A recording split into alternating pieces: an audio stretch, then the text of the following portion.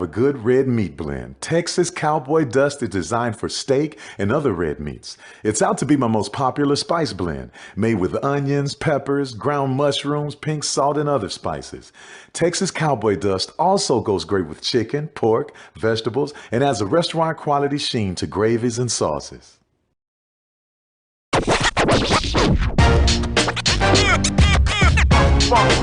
It's like a loop machine. All around town, people trying to get down. Vanilla smoked sea salt seasoning is for seafood. The tarragon and fennel bring out the natural sweetness in seafood. I also use it in rice dishes, on yams, asparagus, blueberry pancakes, and believe it or not, chocolate chip cookies. Vanilla smoked sea salt adds a salty and savory component to sweet dishes that create a symphony for the tongue. The Cuvée Group is a Florida-based marketing and training consulting firm. We help businesses communicate to their target audience and engage them in conversation. We also help to expand their audiences, which will ultimately result in growth for those organizations. In addition to being a certified constant contact specialist, my colleagues and I are also certified in John Maxwell Leadership Principles. We use these proven principles to conduct workshops, training, and private coaching sessions for individuals and companies looking to take things to the next level. Contact us to schedule a free consultation. Issues today, don't delay, call Cuvée. Nope. Nope. Come on, him? Ooh, I like him.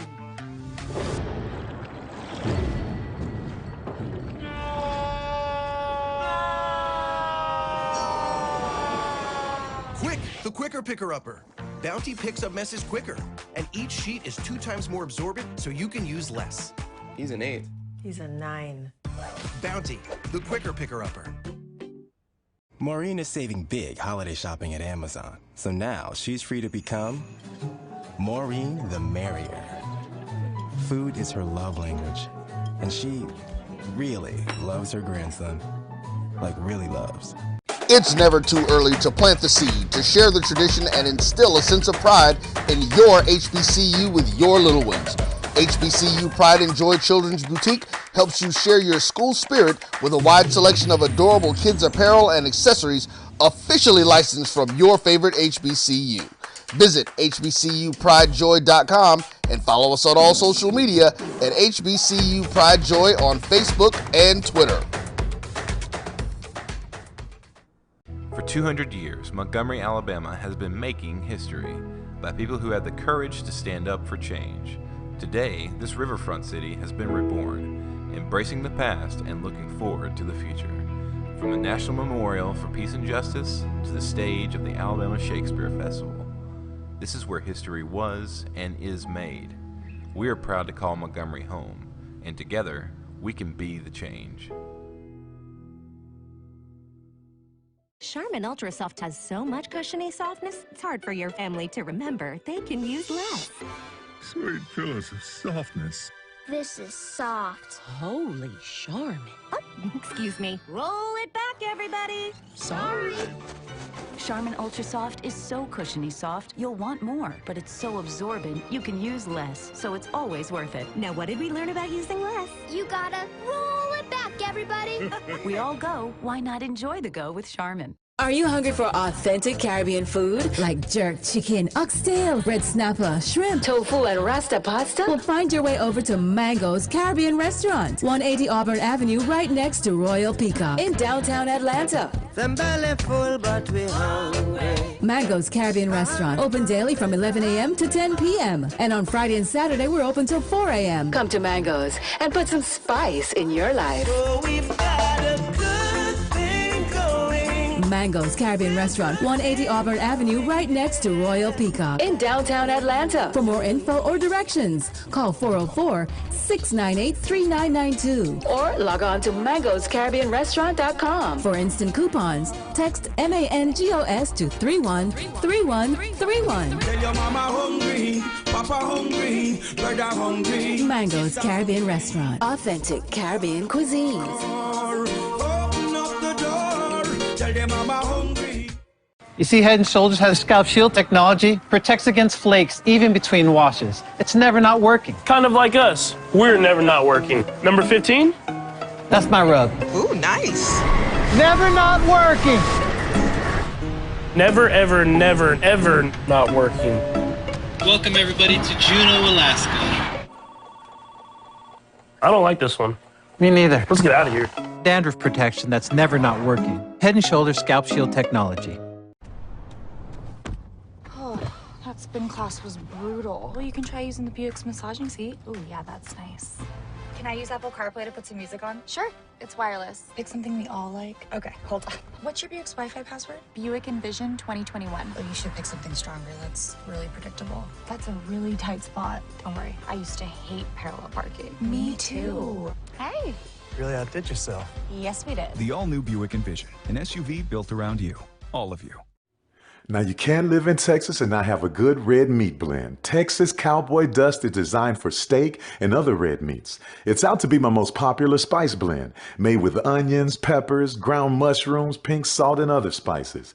Texas Cowboy Dust also goes great with chicken, pork, vegetables, and adds a restaurant quality sheen to gravies and sauces.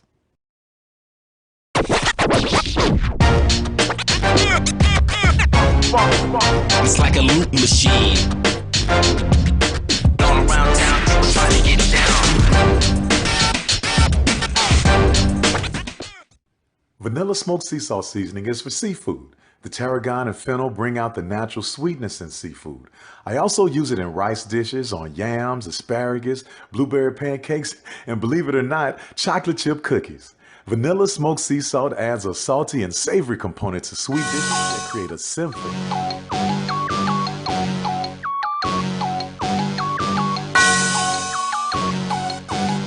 Yeah. I love my HBCU. And boy, I love it, love it. I love it, love it. I love my HBCU. And man, I hope my team they won one. Yeah. I hope my team they won one. Yeah. Man. I hope my team they won one. I hope my team they won one. Yeah. I tune into the HBCU Sports Lab to see if my team won or lost. If they lost, I'm quiet as a mouse. But if they won, keep tab. I'ma do the dab, yeah. Dr. Cavill, he know what he be talking about. Mike and Charles, they know what they be talking about. They compress the analytic data with your hip hop. If you know them like I know them, they gon' tell you if your team, if they won or lost, and who the ball. So listen to Professor, yes sir, and pay attention, cause he gon' teach us. This is Dr. Cavill with Inside the HBCU Sports Lab with Mike Washington and Charles Bishop. Mike Washington is on assignment, or maybe I should say Charles and I are on assignment. And you're going to get the full experience. You all said y'all want to know what it's like to be celebration mode. The quiet before the storm, as you know, it's not really that quiet. We have the Hall of Famers walking in here, see if I can give you a little bit of the fireworks that's going on. Yeah, I told you, we're going to give you everything. I got my buddy in the house, Charles. Just had the Jackson State football team walk in, of course. Little fireworks comes up when they walk through. So the show is here. The show is here. Welcome to episode 220 of Inside the HBCU Sports Lab radio show and podcast. The show that's covering the sporting HBCU diaspora, all things HBCU sports, from institutions large and small, from the NAIA to the NCAA. We share insights and information on the HBCU sports culture, HBCU athletic aesthetics to facilitate the story of HBCU sports, the business of HBCU sports as well. I'm your host, Dr. Kenyatta Cavill, along with my co-host, Mike Washington and Charles Bishop. We're filming from our studio. And when I say this studio, we're filming from the College Hall of Fame right here in Atlanta, downtown Atlanta. We're seeing everything take place. Yeah. Hall of Fame. If you haven't been in here, you need to put this on the bucket list. If you haven't come to the celebration earlier than Friday, you need to get in here early so you can do this. We're going to give you some backdrop so you'll get a little piece of what this is like live. So we'll give you some of that in terms of what's going on. But with that being said, let me pass to you, Charles. What are your thoughts on everything going on?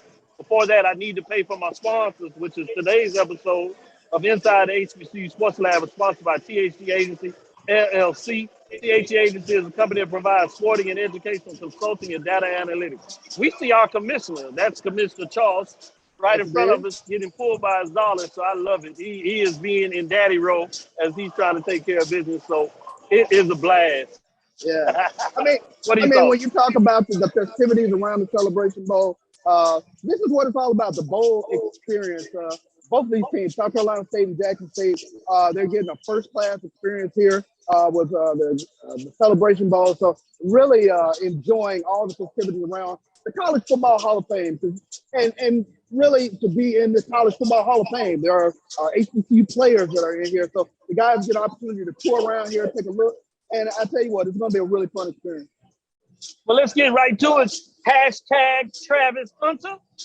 Was that just a little bit of a big news that hit yesterday? A little bit of big news. A little bit of big news. Charles, it has something to do with Jackson State, Coach Prime, the Tigers, Jackson State University, and a young man, 5-star, named Travis Hunter. Do you want to talk a little bit about that?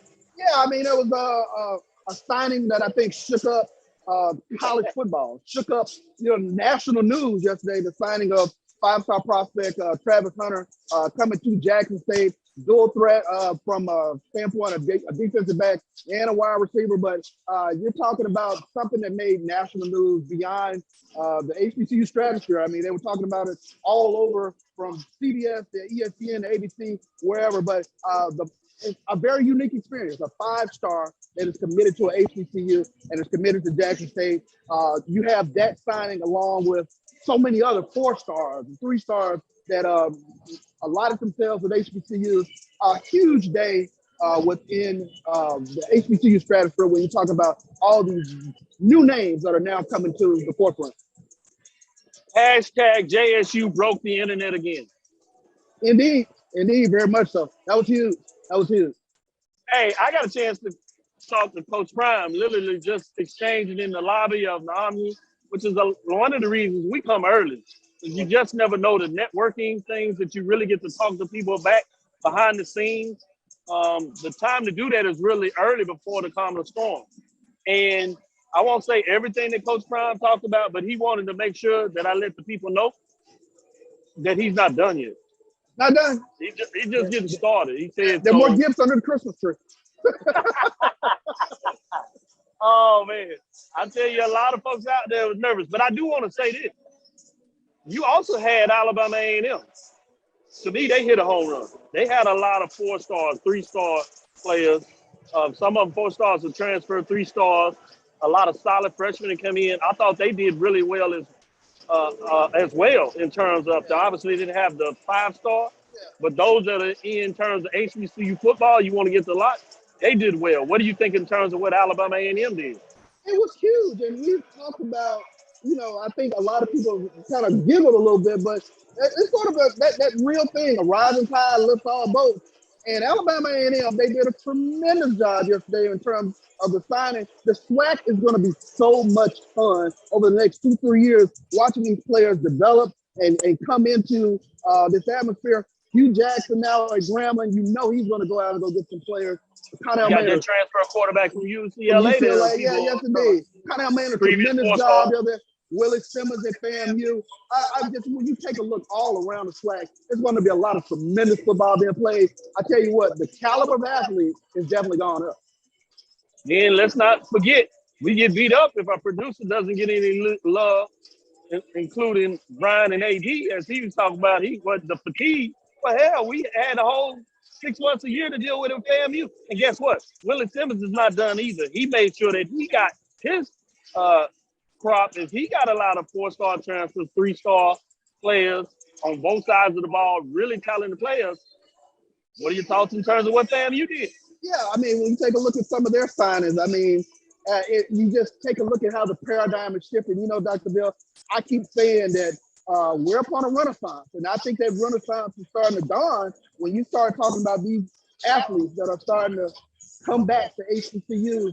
It is so unique. It is such a fun time to be a fan of the SWAC, to be a fan of the MEAC. There you go, your VP of athletics over there. He's trying to negotiate some big deal over there. Always. So we'll be shouting out folks as they come by our path and stuff like that. So you'll have to deal with it. Hey, what you gonna do, man? So he coming there showing some love. What's going on, brother? Tell the people what's up. Hey, man. Hey, Jack, thank you for breaking, baby. Hey, I got a favorite ball. Just $1 supporters. Hey, the 5-day challenge. Check out the link. I just need $100 to the champion fund. There it is. These now be the biggest this touch. Hey, it's nothing like an HBCU, baby. Hey, right here, hold up. Send me the link, text me the link. You got my $100 because I like what you're doing. I appreciate it. You know that. You know I'm real with it. With that being said, we get in here. The problem I have, hashtag the Eastern Division, slow down. Woo! I mean, the West Division coach change is the name of the game. So we'll see if we can take our rightful crown back in the West. When you stop and take a look at Alcorn, Grambling, Prairie View, Texas Southern in the mix, UAPB was in the spring championship. The Southwestern Athletic Conference is forget about Alcorn. Definitely not. And then what was almost didn't under the radar, Cedric Thornton going from Alcorn to Grambling. Oh my God! You talk about one of the preeminent defensive coordinators in the conference, and you'll see his name on the short list of a lot of head coaching vacancies. But you're talking about Grambling, huge get. That was huge. That was huge. I think that's going to be one of the quiet things that people will pick up a little later in terms of off-season moves that wasn't really talked about a lot, and it's just because of timing. In terms of Celebration Bowl, obviously with the 5-star with Travis Hunter, and what the other programs in the East and Durham in terms of recruiting. So it's going to be fascinating. But February signing day is going to be another big day. We might have a couple of other things, like you said, under the Christmas tree in between there, but that's another beat marker. More to come. More to come. I think that's the thing. More to come. We heard it here. There's more to come. I can't stand you. I can't stand you. This is Dr. Ville with Inside HBCU Sports Lab with Mike Watson, Charles Bishop. We're all in excitement. If you haven't seen or heard by now, we're actually at the Celebration Bowl in Atlanta at the College Hall of Fame Museum, where they do the Champions Banquet with the host. They'll bring in the new class of the Black College Hall of Fame. They'll get a chance to be introduced, formally talking about the fact when they'll have their ceremony, which is moved from February into the summer now. And so you get that final notification of who's going to be in this class, which should be fascinating when out there. We'll take a quick break. We'll come back after this break. And then we'll give a shout out for some of those that are following us in there. Shout out to G. Boom Holly. He's usually here with us, but looks like he couldn't make it this year. So we'll make sure that we show him all the proper love that he should get. Stick with us. This is Dr. Ville inside HBCU Sports Lab. We'll be right back after this break to give you. The Cuvée Group is a Florida-based marketing and training consulting firm. We help businesses communicate to their target audience and engage them in conversation. We also help to expand their audiences, which will ultimately result in growth for those organizations. In addition to being a certified constant contact specialist, my colleagues and I are also certified in John Maxwell Leadership Principles. We use these proven principles to conduct workshops, training, and private coaching sessions for individuals and companies looking to take things to the next level. Contact us to schedule a free consultation. Issues today, don't delay, call Cuvée. Nope. Nope. Come on, him? Ooh, I like him.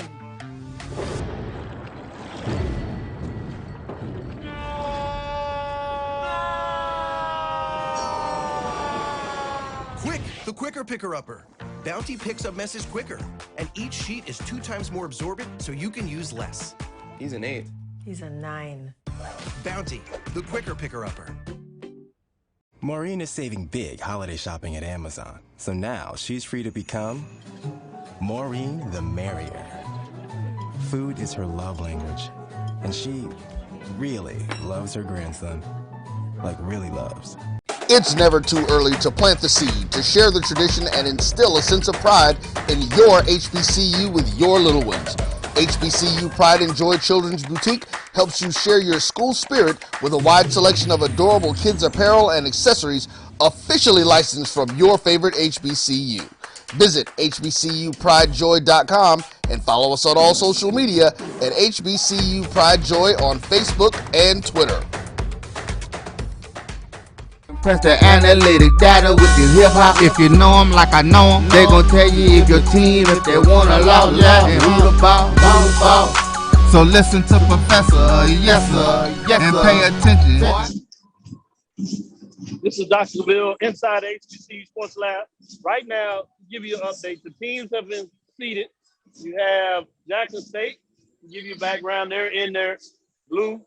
Jackson State has custom from Straight Hand Partnership, right? With the famous JSU logo. You have South Carolina State, they're in here as well. Moving around, you have the Hall of Famers in their red jackets. So everybody's looking really nice. People are getting ready to start things up. You have the Disney on the yard in terms of the introduction of Mickey. I wonder if he's in the house, the drum majors. I see some of the drum majors that trained him were in the house. I saw that. So that's going to be fascinating. I did want to say this before we get into the MEAC and the television and some other additional news from a basketball perspective. Some key wins this couple of weekends. Texas Southern got another win. They did it with 8 players in terms of COVID, so that's fascinating. But what I wanted to make sure we talk about is BCSN will have an exclusive February signing day program.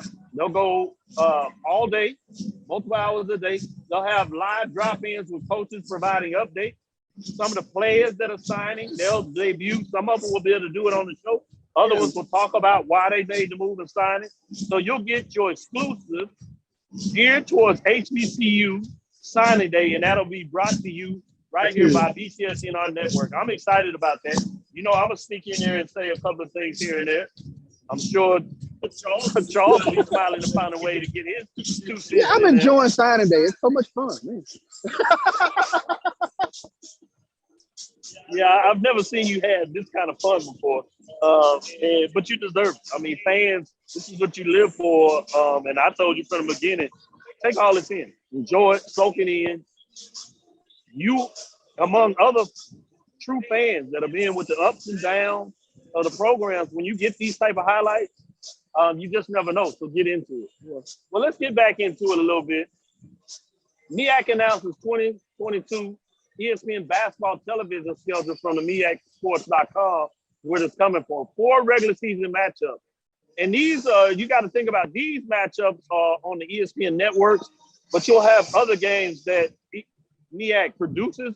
Well, they'll have their own games on, but this is games that are directly negotiated and owned by ESPN and the conference. And so some of these matchups, when you talk about the tips-off, should be interesting. At Morgan State, at Norfolk State, at Monday, January 24th, you're getting into some action. 2 teams that are expected to be at the top of the conference. So that'll be fabulous. Then you have the Monday after that, the 31st, you have Norfolk State at North Carolina Central, a 9 p.m. tip-off. You have a Monday, February 14th, Valentine's Day, right? That's North Carolina Central at Coppin State, 7 o'clock. Then you have a February 21st. 4 straight weeks, you have Coppin State at Howard. That's on the men's side. What are your thoughts in terms of those, and not in terms of those matchups? A lot of tremendous matchups, especially when you talk about the start that Norfolk State has had for this season. They have been a true gift to HBCU basketball with the way they started off the season. And then you talk about them playing up against Morgan State, North Carolina Central, always a favorite within the MEAC. So you got some tremendous matchups coming up that ESPN is going to be broadcasting. And we talk about exposure. So this is what it's about. This is really what you want the MEAC to really get that platform. And the Southwest for the conference as well. Great point. And then you also have the fact that you have a tournament, which will be Wednesday, Thursday, Friday, and Saturday. You have quarterfinals, which will be played over 2 days, Wednesday and Thursday.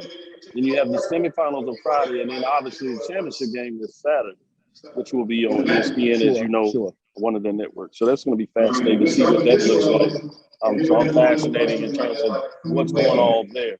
You can hear the program that's going on behind us here. The ESPN events, they're presenting the players now and whatnot. So this is a tremendous experience for these guys to get a part of this. Okay. Let's see if we can let you listen in just for a little bit, and then we'll come right back to it. Oh, perfect. And that's all we got. You know, that's perfect. Okay. Oh, okay. All players, y'all go. It's a very interesting question Willie Alex Hines puts out there. Can the SWAC take the next step and do this thing on the national level in football? Yeah, I think it depends on how you really define national.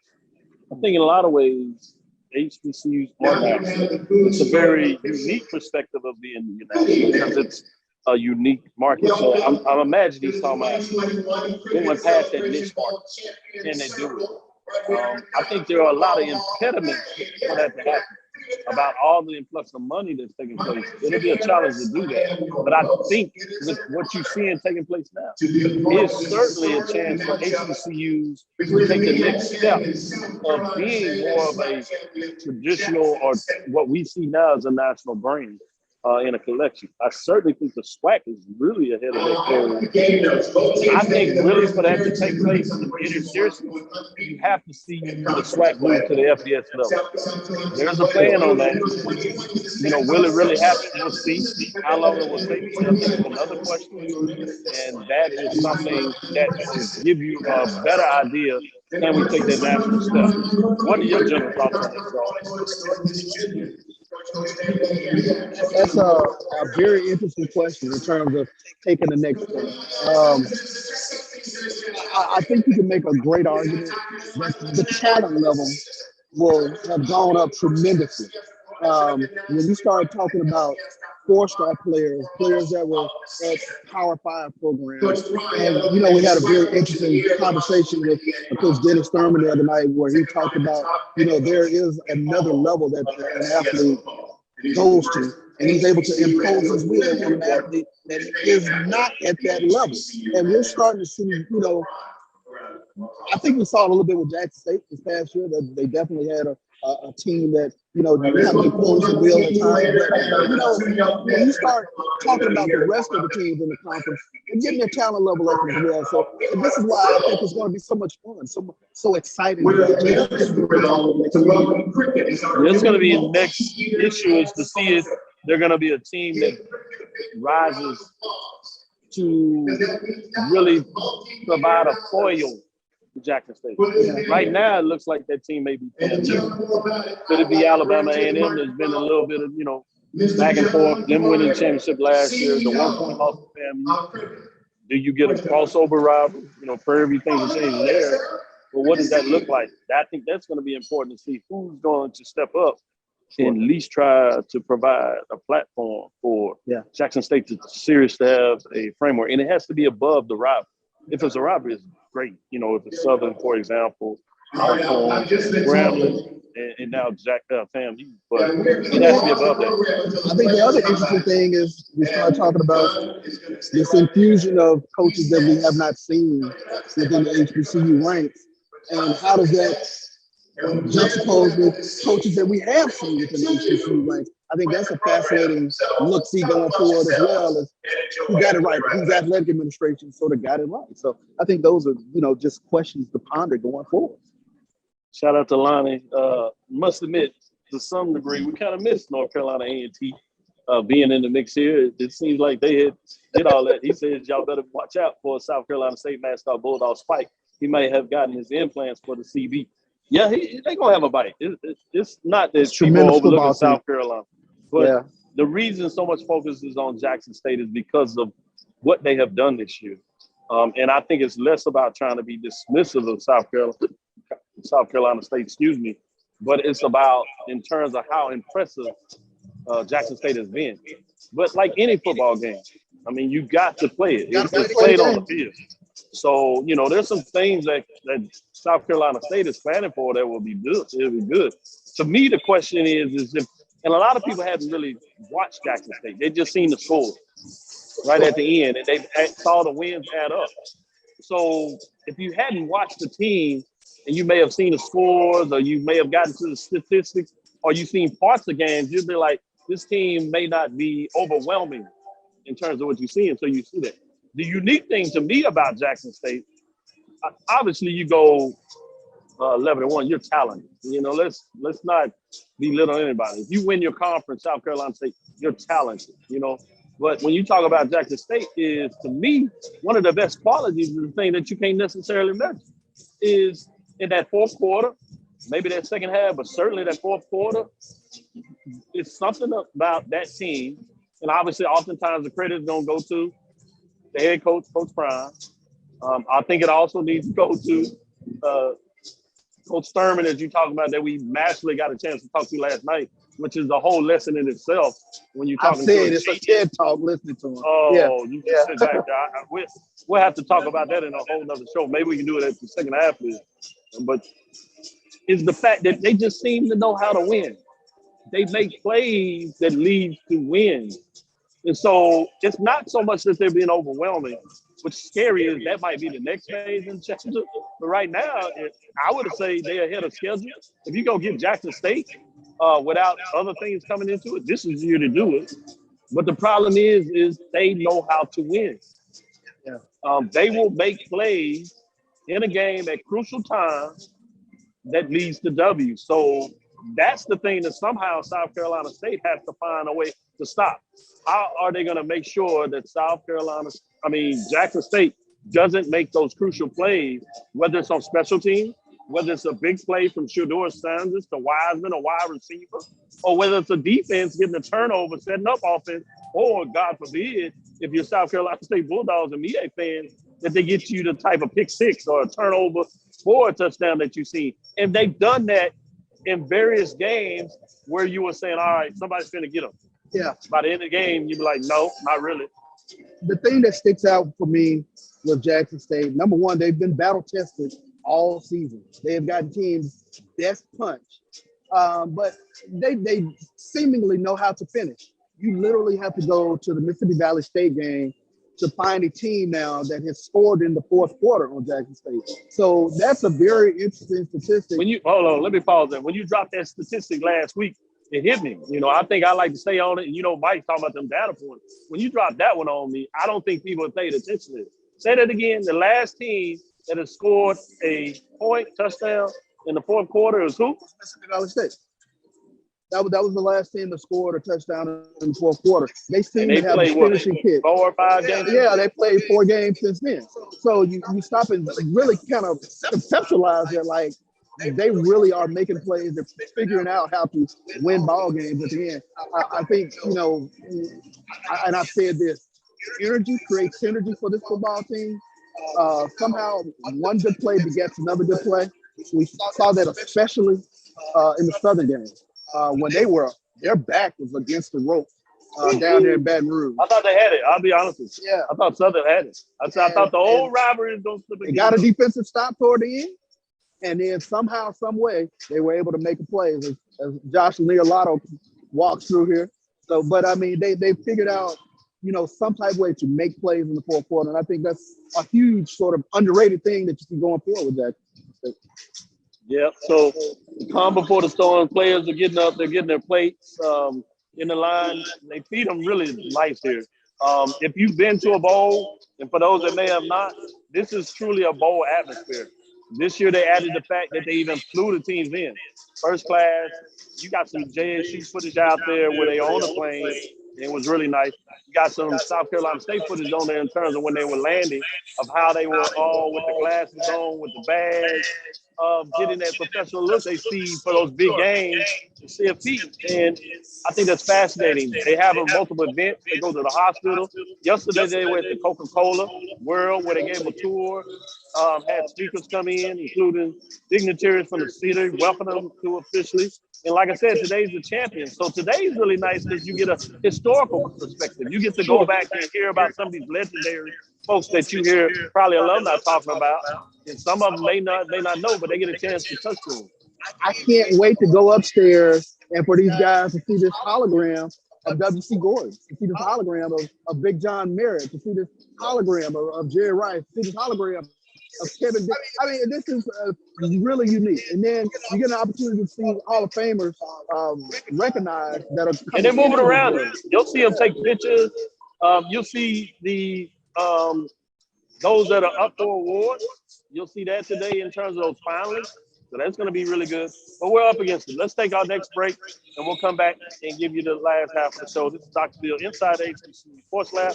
We're here in Atlanta, Georgia, for the Celebration Bowl. That's the Cricket Wireless Celebration Bowl at the Champions Dinner here at the College Football Hall of Fame Museum.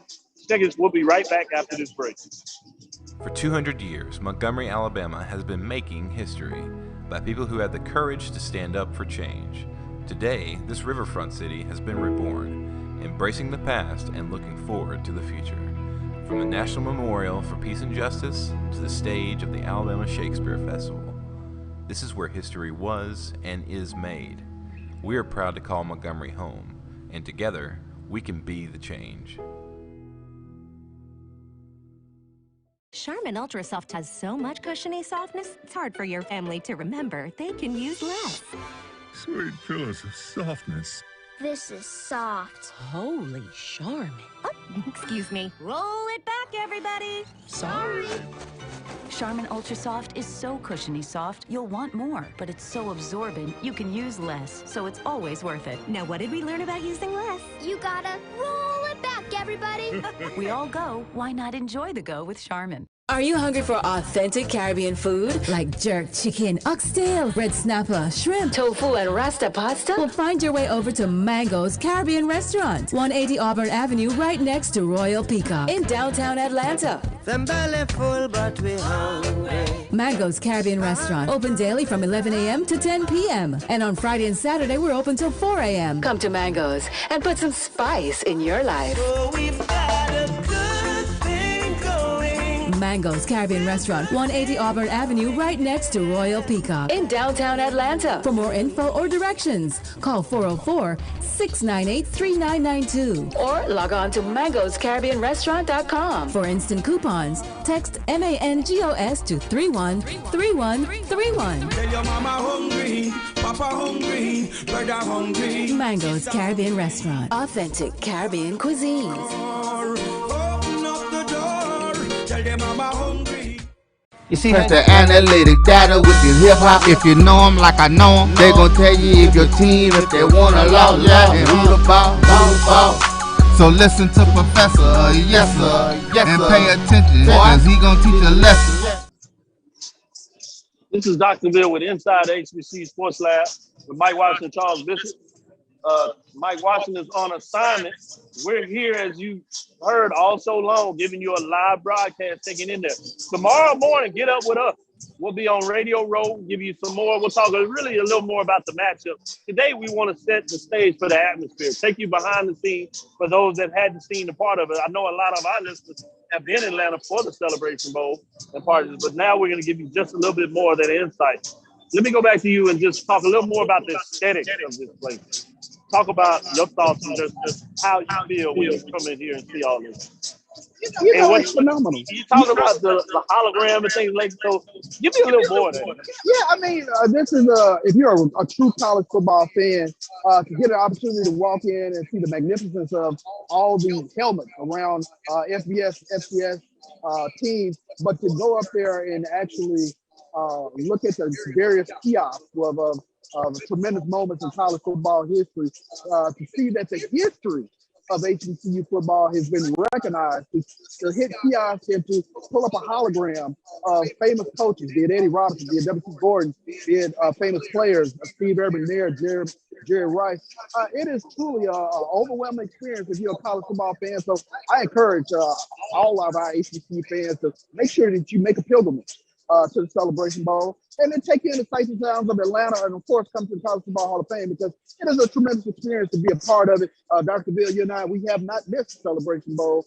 This is the sixth Celebration Bowl. Yeah. And it would be more, except for they don't have no more. Right, exactly. So it has been a real fun experience to be a part of, and then to be able to ingratiate ourselves within this atmosphere where we broadcasted live from here. This is the first. So to get an opportunity to do all that, and then for me, it's a very unique experience. My team that I've grown up on has actually made it to the Celebration Bowl. So it's phenomenal for me. a great point you're making there in terms of how it changes when it's your team. You know, we've been here covering it's your team. And to that point, you know, to see, you know, both of us have been a part of the SWAC championship game in terms of winning, losing that side of it. But it's different when the winner gets to go on to the Celebration Bowl and the loser has to go home. So, yes, you did. I know there were some questions out there that you thought about that you wanted to kind of discuss. What are you going on there? You know, one of the things that really jumped out yesterday, and I give Coach Prime all the credit in the world. He talked about the signing of Travis Hunter today, but there was all this negative backlash with regard to him signing at an HBCU from national publications, even some within our own community. Like, how could it happen? And for whatever reason, it was completely hard to conceptualize that a five-star athlete could look at an HBCU, could come to an HBCU game because it's documented that he was at the Jackson State All-Foreign game, that he could see 58,000 people there in the stands and not only get the exact same thing that he would get at a Florida State Miami football game, but the environment of the bands battling each other, 58,000 people, a football game, and to actually conceptualize and be a part of that was so very hard for a lot of HBCU fans and, of course, national fans of college football. And I just thought that was just a unique sort of dynamic to really step back and take a look at. Well, let's first time and be fair with it, and then we can go a little deeper in there. And we will get into the battle of the bands. We're going to talk about this because, you know, my poll ranking is frozen this week, just like the overall polls where we talked about. But it is the top 10 matchup when you have South Carolina State, the marching 101 at number 9, and Jackson State at number 3. So the top 10 matchups, just like a top 5 matchup on the field in terms of two champions that were undefeated in terms of the conference play. But this had never been done, not just for HBCU, since it's been recorded. Now, that's a short history, so we need to talk about that too. So a lot of folks fathom this because their memory is not long. So they're not going back to talk about the history of some of literally the legendary players at the professional level, NFL for the most part, that were so much legendary that they actually had awards named after at both the FCS level and coaches as well, right? And so that's part of it, that those that are in it see that and understand that there's a rich history that you can touch back on.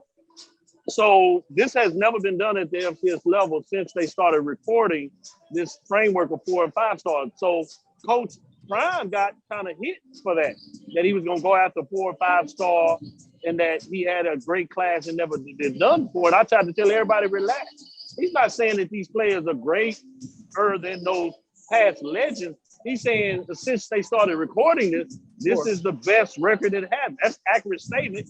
And if you're about branding, you always got to talk about your accolades. One of the things that we have to be careful for, we fuss at Coach Prime in terms of doing that, but some of the best institutions, they do that all the time. You think Alabama is bashful at telling you about how many championships they won or what Nick Saban's going to do and this and how many star players he got? They calculated. Texas A&M, who had the number 1 recruiting class, you think they're going to be quiet about that?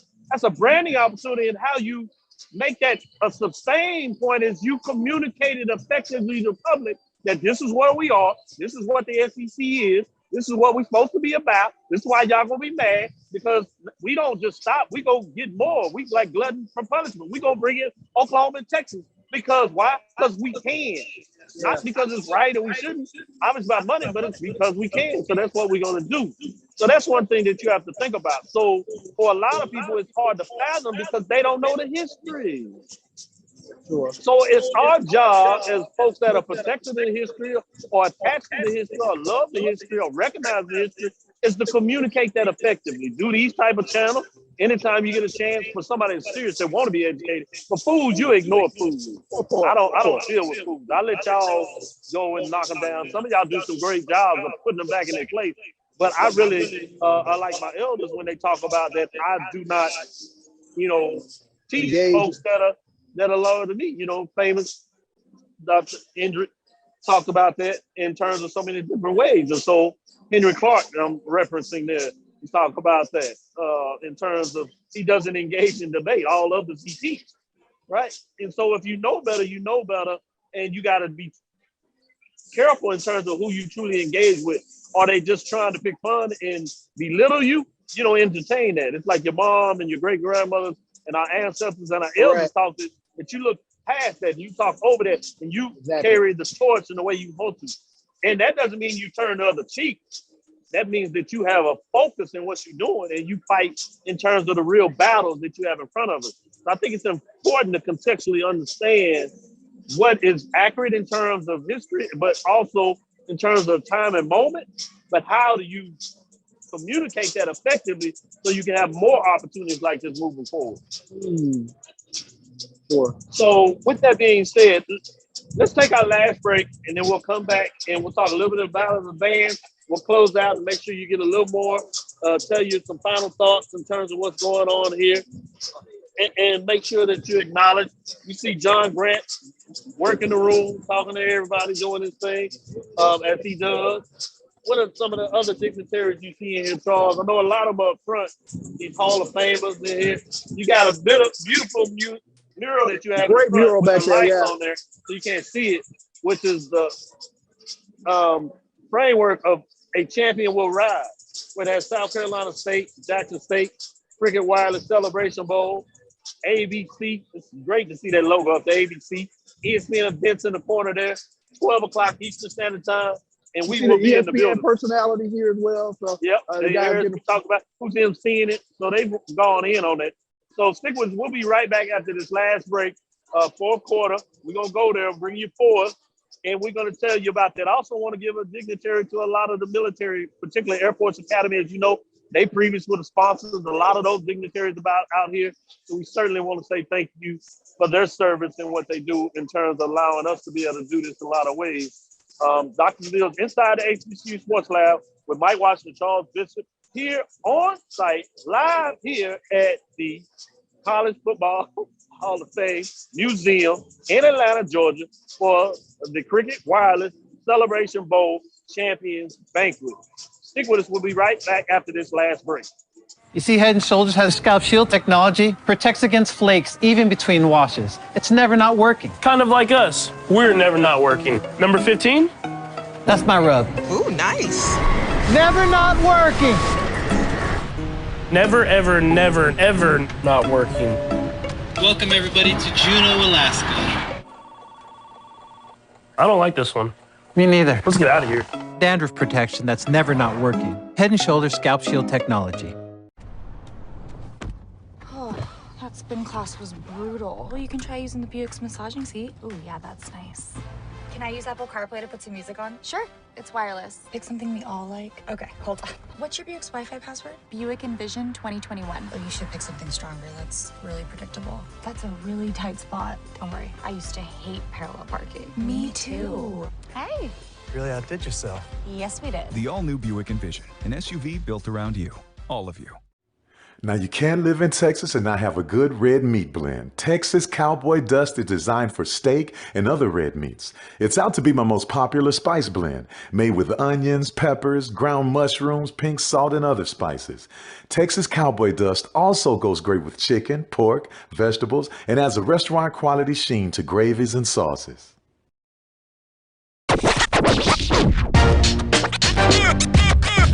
It's like a loop machine. All around town, people trying to get down. Press the analytic data with your hip hop. If you know them like I know them, they gon' tell you if your team, if they wanna lose, yeah, and who the ball. So listen to Professor, yes sir, and pay attention, cause he gon' teach a lesson. This is Dr. Bill inside the HBCU Sports Lab with Mike Washington, Charles Bishop. Yeah, I see Lonnie talking about JSU schedule, Sam Houston State. Sam Houston State will be transitioning to FBS. So it'll be interesting if they're willing to play the game, first of all. And North Carolina A&T can schedule Sam Houston State. How about that? I was going to ask in terms of what that looks like, in terms of that, where they want to go. But the other thing is, you know, what are you going to talk about if the SWAC and JSU is FBS? Then I would like to see that Sam Houston State and Jackson State when it's FBS, when it's equal. When they provide an 85 scholarships in Jackson State, playing 85 scholarships. That's a whole different framework. Playing 85 scholarships. You know, what does that look like then? So, you know, I'm talking about when you really gonna see where somebody is leveling the playing field when you talk about same scholarships. I don't get into these little put my chest out to prove myself. I'm looking at in terms of what it really means when you have the opportunity to measure people in terms of where they are when they're on equal footing in terms of scholarship opportunities with that. Let's get into the last segment where there's also this little thing called the Battle of the Bands. It'll be 0 quarter, right? Charles out here waving to some of the Jackson State players as they're taking pictures in front of the helmets on the wall. James Houston, Arbogella, now Gaddy out there. Oh, Lord. Boy. Tired of seeing them. I'm glad they in suits, not in pants. With that being said, talk about this little band matchup. Top 10 matchup. It's going to be fascinating. The world is getting to see two very exciting bands. I know South Carolina State people may not resonate in some of the top bands in that, but they have a very solid band. So it's going to be fascinating when you talk about this matchup on national TV. And for the first time in 5 years, you're going to see a different band that you've seen the last 4 years. Obviously dominated by North Carolina A&T State. Central got in there one time. You had Alcorn understand Grambling got in there twice in terms of that. So now you have two different programs. So what are your thoughts in terms of this? Coming into this matchup, Jackson State is 6-2, 4-2 overall. And remember in the poll rankings that I do for the marching sport, this is about competition. When two HBCU bands actually focus on each other and come together, what does that look like? And South Carolina State is sitting at 3-2, 1-1 in terms of the race. Overall standing, conference standing. So they have 5 matchups. So you see Jackson State has played more of these. So that's going to be fascinating to see in terms of just the competitive juices. The problem with it. But general thoughts, what are your thoughts about the marching sport in the halftime? You've introduced a unique dynamic, and a lot of people are talking about that unique dynamic of actually ranking bands that battle each other. Like you mentioned, the Marching 101, a lot of us have not had an opportunity, especially if you're over there in the SWAC country, to see the South Carolina State Marching Band. But people are well aware of the Sonic Boom in the South and what they bring to the table, their entertainment value. So to get these two marching bands to battle it out in front of each other, I think it's going to be a very unique experience. Looking forward to, these SWAC MEAC battles where you get a contrast in styles, if you will. So that's going to be fun to sit up and watch. And then, we're staying in the hotel, Jackson Sonic Boom of the South. They will be in the hotel tomorrow. There's going to be a huge meet and greet for Jackson State National Alumni Association in our hotel as well. You get an opportunity to see Hall of Famer Robert Brazil will be in the hotel. So looking forward to a lot more festivities around the Celebration Bowl, in addition to a fun-filled halftime show with the Sonic Boom in the South, the Marching 101. Great points there.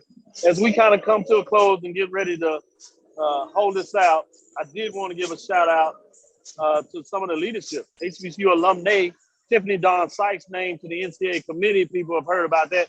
Senior Associate Athletic Director, Varsity Sports and Senior Women's Administrator, SWA. She's one of those young guns that I talked about. In the SWAC, you've seen some of these young guns excel and become VPs of athletics. To me, she's one that's on the line, whether it's in the SWAC, Mia. See her, obviously, you have a lot of those that are coming up that are next in line.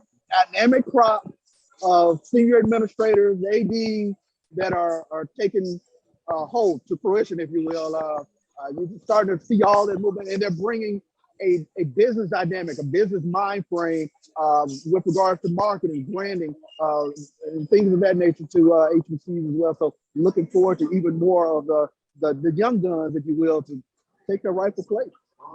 Yeah, that's really cool when you talk about the Portland. Well, we're going to call it a show. They're about to start up, so we're going to get in here and get a chance to kind of relax and get back in there. So I did want to say that as we get out of here, I did want to say tomorrow, check us out in the morning. We'll be going 9 o'clock, 10 o'clock Central Time, 9 o'clock. We'll be getting ready to go here and bring you 2 hours of coverage of what's going on.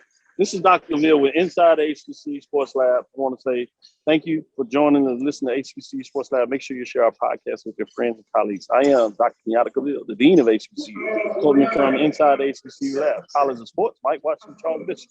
Again, we want to thank you for listening to Dr. Ville's Inside the HBCU Sports Lab. every Tuesday and Thursday at 6 o'clock, Sunday at 9 o'clock, tomorrow 10 o'clock. Check us out. Follow me, Dr. Kenyatta Cavill, on Twitter, Facebook, and Instagram. It's DRKENYATTACAVIL. Again, that's DRKENYATTACAVIL. Inside the HBCU Sports Lab on YouTube. Inside the HBCU Sports Lab on YouTube, Facebook. Dream big. Continue to move forward. We will talk with you soon. Charles, Of course. lecture Dismissed.